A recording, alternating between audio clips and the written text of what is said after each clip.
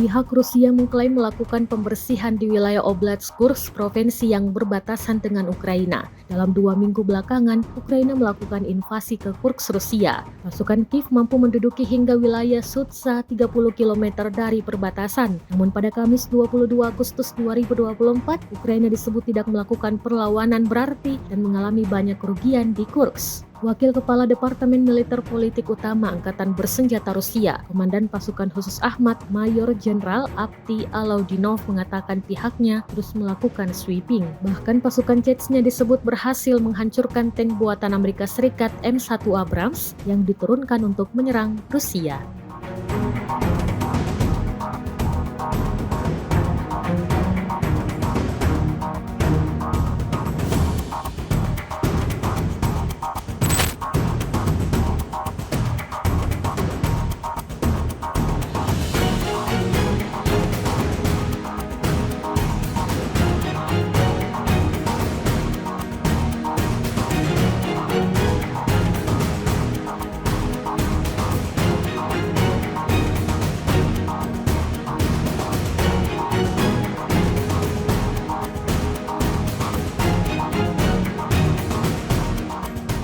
Download Tribun X sekarang, menghadirkan lokal menjadi Indonesia.